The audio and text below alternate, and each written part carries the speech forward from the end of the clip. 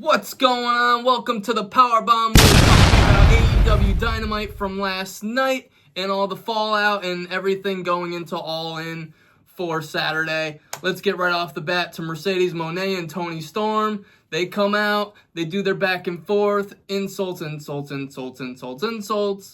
Toni Storm pretty much says that Mercedes is shallow as a kiddie pool. Mercedes fires back with she's taking the AEW championship, that her legacy depends on it. Toni Storm basically comes back saying, with all those belts you have, this is the only one you're not getting. And then we cut to them getting into it, and it ends with Toni Storm basically saying to Mercedes,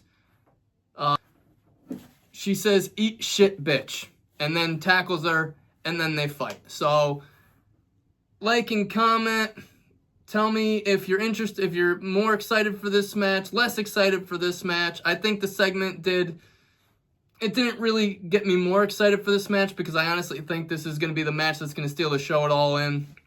I think this is probably the best story in women's wrestling right now. It's better than anything WWE is doing at the moment. So I am looking forward to this match, and I think, well, tune in for the next Powerbomb when I give you my predictions for what I think will happen at All In. Then we get into another talking segment, and this time we go to a backstage segment with Jon Moxley, and God, I want them to take the title off Moxley because his promos, he just rambles on and on and on. He tells Hangman that, Hangman, you wanted this, he got me. Now, they had a Texas Death Match before, and Hangman won, but Moxley pointed out that was one time. You got to do it again. And this time it's for the AEW World Championship. Me personally, I want this title off Moxley in the worst way. Another thing, have to wait and see what my prediction's going to be, because now I'm not so sure who's going to win that match at All In the Texas Death Match. Then we get the Young Bucks come in with their stupid limousine, and let me tell you, this reminds me a lot of old WCW stuff. It really does. They come in with this limousine, and you can clearly see that it's just fatheads stuck to the damn limo. It's just fatheads stuck to the limo, saying founding fathers, yada yada. The Bucks have zero aura. I can't stand them. I don't think they're any good. Every match they're in is some type of acrobatic crap, which I'm an old school wrestling fan. I like holds, I like wrestling, I like storytelling, and the Young Bucks do zero of that. So, that is what it is. Now finally we get into the first match of the night. After 3 segments of no wrestling, we finally get into some wrestling. We get Brody King and Bandito, who is the Ring of Honor champion and will be defending his title on Friday, versus Takeshita, the Ring of Honor Championship match. And so it was Takeshita and Kyle Fletcher. And let me tell you something. Brody King is going to be an AEW champion someday. He's got the size. He's great in the ring. He's hard-hitting. And the way this match started was great because it was Brody King and Takeshita, and they're just laying in forearm after forearm after forearm. It was a great match, back and forth, very entertaining. Kyle Fletcher got his stuff in. There were spots when they went through the ropes, over the ropes, through the ropes, onto the floor, back into the ring. It was just all over the place. It was a very good match. Takeshita ended up getting the win, 1, 2, 3, going into that match against Bandito, so that was very solid. But Fletcher did a great job of selling. Fletcher is probably one of the best sellers in AEW. I love the way he takes the moves and how he sells the moves. He's very good at that. Then we get a vignette with the Outrunners talking about how they had their match with FTR and they were this close to winning. Let me tell you something. If you are not a fan of Collision, and I completely understand if you're not, it's the second show for AEW during the week. It's always on a Saturday night, so most people are, out doing stuff, and there's ball games, and there's, bars to go to, and there's parties, and I get it. But if you do record Collision, do yourself a favor and give it a watch, because the matches are usually pretty good. And FTR and the Outrunners last Saturday was a phenomenal match. I haven't seen a match a tag team match like that in quite a while. And the Outrunners really showed me something. They really, you know how the old saying, you don't need to win, you just need to get over.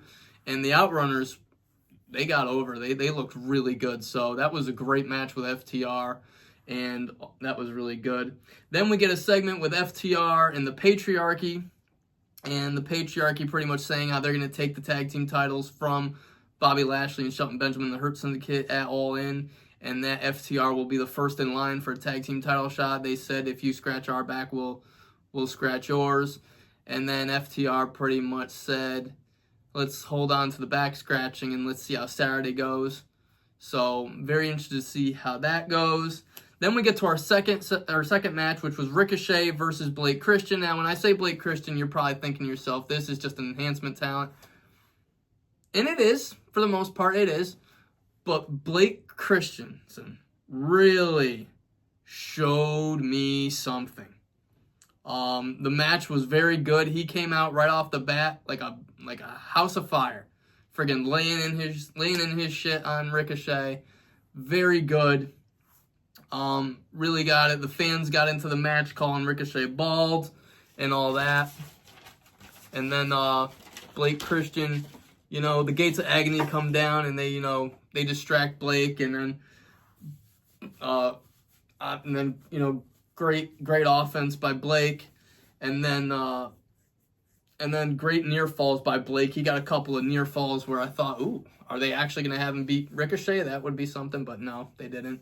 And then there was a spot where Blake is fighting the gates of agony. They came down to distract him, and they're on the outside, and then Blake is on the he's on the guardrail, or that the barricade, and he actually uses the two gates of agony guys to walk his way into the ring, kind of like using them like stepping stones. So that was a cool move. But at the end of the day, gates of agony are too much to overcome. Ricochet gets the win with the spirit gun. 1, 2, 3. Ricochet wins. He is in the gauntlet match, but will he actually get in that match? Because the first two that will be in it will be MJF and Mark Briscoe. And we'll get to that segment next. Then we had a backstage segment with the Hurt Syndicate with MJF. And MJF talking about how he's about to go have a little talky talk with Mark Briscoe. And MVP is like, hey guys, hey Bobby and Shelton, we got to go do a photo shoot with the tag titles. So they go to get the tag titles. They're not there. Jet Speed has stolen the tag titles. So now the Hurt Syndicate have to go and find those tag titles, which leaves MJF by himself to go to the ring and have this talky talk with Mark Briscoe. Then we get a video package of Omega and Okada. And folks, this is the match. This was the first match that was made for All In. Omega and Okada.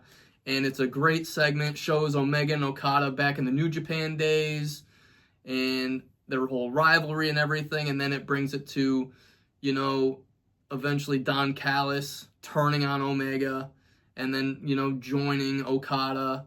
And then they showed the whole Okada attack where Omega's spitting up blood. I didn't need that. We didn't need that for this match. We did not need some stupid corn syrup blood spot. Like, come on. We all know what diverticulitis is. And unfortunately, elbow drops are not going to make you look like your whole inside just got destroyed and you're spitting up blood. So that kind of takes me out of that whole thing to begin with. And the whole storyline is basically betrayal and how Don Callis wants to erase Kenny Omega's name from AEW lore and all that. So that's going to be the storyline going into All In. So that was a pretty decent segment. Then we get the MJF Mark Briscoe segment, and this delivered on all counts. First, you have MJF pretty much doing, I'm a hick. I'm Mark Briscoe. I got chickens. I live in Delaware. And, he's making fun of the Texas crowd, calling them all rednecks and hicks. And then Mark Briscoe flips it and says, I'm proud to be a redneck. I'm proud to be a hick. I'm blue collar. I'm hardworking. And you know what, MJF? You say you're rich and I'm poor and all that. But to be honest, I am rich. I have a wonderful family. I have fans. I'm appreciated. I am rich in all the things that money cannot buy. Then MJF, Then Mark Briscoe says to MJF, I know your next move. Go ahead, talk about my brother. I've been waiting for it all day. Go ahead, talk about my brother. And MJF is like, I'm not going to say anything about your brother. Your brother is one of the greats. Your brother is going to go down in history as one of the best wrestlers to ever do this. However, Mark Briscoe, your brother's up in heaven. But I will say one thing, Mark. He is looking down on you, and he's saying to himself, what the hell is going on with Mark Briscoe? What has this guy become? And then MJF goes a step further, and this is where the confrontation really heats up, because MJF cuts the line of, you know what? If Jay could have God give him one request, he would say, I wish it was Mark in that accident and not me. And that just set Mark off. And then the fisticuffs started happening. And then the fight breaks out between MJF and Mark Briscoe. And then the Hurt Syndicate. This was a crazy segment, because the Hurt Syndicate comes down with MVP, and they're trying to get in the ring. And then Jet Speed comes out with the tag titles they just stole, hits Bobby Lashley, hits Shelton Benjamin, freaking attack them. I mean, they freaking attacked him. I mean, that was a good beatdown for a couple minutes. And then, when that's all said and done, then friggin' the Patriarchy come down with Christian and freaking Nick Wayne, and they're beating down Bobby Lashley and freaking Shelton Benjamin. And Shelton Benjamin getting beaten up by the Jet Speed, and Bobby Lashley's leg is getting absolutely, they freaking get a chair, and then they put Bobby Lashley's leg down, and Kip Sabian's holding it down, and friggin' Christian is just bashing his freaking leg in with the freaking thing, and Shelton, they completely dismantled the Hurt Syndicate. Since the Hurt Syndicate have been in AEW, they've been the ones doing the dismantling. But this time, both tag teams were just annihilating the Hurt Syndicate. So now, I'm not sure what's going to happen at all with this tag team title match between the Patriarchy, Jet Speed, and the Hurt Syndicate, because this was an absolute beatdown of epic proportions on the Hurt Syndicate. I mean, they got completely dismantled. And then MJF and Mark Briscoe ran off, and they were fighting in the stands. Like, it was crazy. This was an absolutely crazy AEW segment. Absolutely crazy segment. Then we get the 4-way qualifier match between Megan Bayne, the Toxic Spider, Theka, whatever the frick her name is, Ty Mello, and Queen Aminata, one and only. I can't stand that crap. It's so stupid. It's just dumb as hell. One and only. I don't like it. It's dumb. But let's cut to the chase. It was a decent match. Telka, however the hell you pronounce her name, she had a solid debut in the match. Queen Aminata did her thing. Ty Mello came out to really zero pop. I don't think the fans really care about her at all. I think the momentum she had back in 2021 has completely fizzled, and I don't know if the fans are really behind her anymore. But the fact of the matter is this: Megan Bayne did win the match, and it will be her and Chris Statlander to start off that gauntlet match, and I think that's going to be really good. I honestly believe Megan Bayne is going to be your next AEW Women's Champion at some point. It's either going to be Toni Storm or it's going to be Mercedes she's going to take it off of. But I do see her having a dominating run going into the future for AEW. Megan Bayne is definitely the future in that women's division. She's got it all. She's got it all. The look, the talent, everything. Then we get the Renee backstage segment where she's talking to the spider chick, Tekka, and she's saying, like, what a debut for you in AEW. And then Aminata comes and freaking attacks her. And that was a really good attack. They were grabbing hair. They were really going at it. So that was a really good backstage segment. Then it gets even crazier because those two are fighting and the referees have to come and break everything apart. And then Mark Briscoe comes out saying, MJF, I'm going to kick your ass. And all in. I'm going to take that gauntlet match. I'm winning that gauntlet match. I'm winning that gauntlet match. It was absolute chaos for that. Like that just exploded. That came out of nowhere. Like, I mean, AEW was cramming so much stuff into 2 hours. It was crazy. Then we get the Samoa Joe versus Wheeler Yuta match. It was okay. You know, nothing special. You know, it did the job. Samoa Joe won with the Coquina Clutch and got the tap out. And then after that, the Death Riders come down and they start beating up on Samoa Joe. And then Hobbs and Shibata come down to help out Samoa Joe, which is perfect because then it just goes right in to the main event match, which was Moxley and Claudio and the Young Bucks versus Ospreay, Hangman, and the Ops of Hobbs and what's his name? Hobbs and Shibata. So they have their match, and like any Young Bucks match, this is a freaking flippy, dippy, acrobatic clown show of a match. Moxley's trying to be a wrestler. Hangman had a really good showing in this. He looked strong. He looked ready for Saturday. He was freaking knocking everybody out. Had a little face-to-face with Marina, which makes all the sense in the world because he did give her the freaking buckshot lariat last week, so they had a nice face-to-face. It was just absolute chaos, which is what an 8-man tag usually is. It's just absolute chaos everywhere. But through all that chaos, Jon Moxley got the Bulldog choke on Shibata, wins the match, and then obviously Death Riders start beating down Hangman, start beating down Ospreay. Marina Shafir gets a chain. They bring that into the ring. And then the Bucks, they're all beating down Ospreay and Hangman. And then they get the bags, you know, the bags that they put on Bryan Danielson's head. And they get those bags and they try to put it on Ospreay and they try to put it on Hangman. And then it cuts to the TV monitor and it's Swerve. And Swerve is talking to the Bucks, saying, like, this was all built on power and vengeance. And then Ospreay, not Ospreay.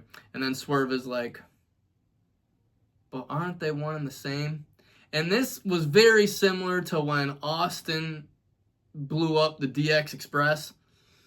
So Swerve drops a payloader onto the Young Bucks' stupid limousine, which is covered in fatheads, which is probably like a $100,000 limousine, but absolutely ridiculous looking with all the freaking stickums on there from the Young Bucks. And Swerve absolutely just drops that payloader right on the roof, and then drops it on the roof again, and then again, and again. And then freaking the Young Bucks are just like, oh my God, we gotta, what the hell? So they freaking run out there, and then they run out there, and they're like, oh my God, how are we gonna financially come back from this? How are you gonna financially come back from losing CM Punk? But you guys didn't want him, so I digress. I'm over that, actually. It's been years. CM Punk's in a much better place mentally. He's in a much happier place. He's getting his stuff done over in WWE, so we don't need to go back to CM Punk. Matter of fact, I won't bring that up ever again. But anyways, the Bucks go out there. They see the limousine. They see Prince Nana.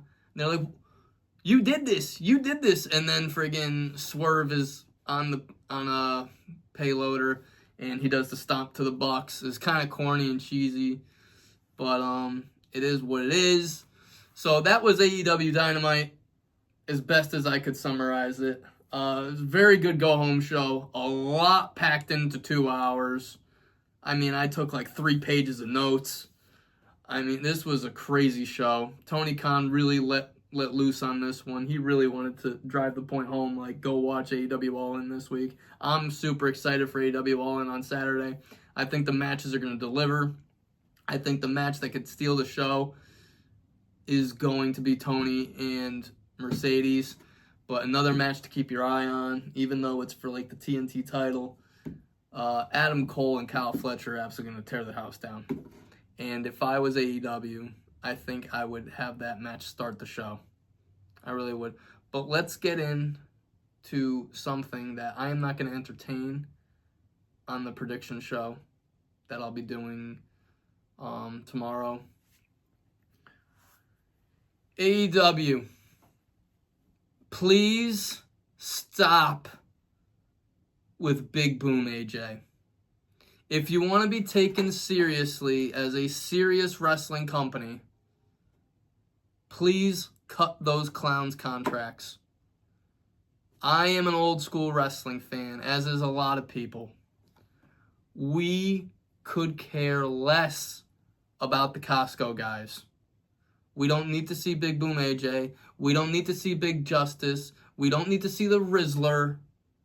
Please do not give them any more matches in AEW. Please, because I'm telling you right now, the Don Callis family of Josh Alexander, Takeshita, Okada, Mike Beretta. Is it Mike Beretta or Mike Bennett? I think it's Beretta. Whatever it is. Trent Beretta. There we go. We do not want to see the Costco guys beat them. What does this do for Josh Alexander? If Big Boom AJ pins Josh Alexander, why did Josh Alexander leave TNA? Please tell me. Please tell me. We do not need the Costco guys to come in at All In and win. Please have them lose. Do something different. Because nobody wants to see these guys in AEW. Tony Khan, I get it. You want to be friends with everyone. But these guys don't draw a cent. They don't draw a cent. You are costing yourself money by giving them TV time. So please, let this be the final time we see Big Boom AJ. I don't care about chocolate chunk cookies. I don't care about Big Justice pulling Pokemon cards on freaking Ariel Hawani's show. I don't care. Wrestling fans do not care about these guys. Big Boom AJ has this much talent, and you can see it in the ring whenever he goes in there. There's always got to be some calamity on the outside because he's not good enough to sell a match. So please, Tony Khan, I beg you, don't be a clown show and stop giving the Costco guys TV time. Because thank God this match is happening at 0 hour, and I got news for you. I will be paying zero attention to that match. This is your boy JP. This was the Powerbomb. Please like and follow. And hopefully I will see you all Saturday. And enjoy AEW All In.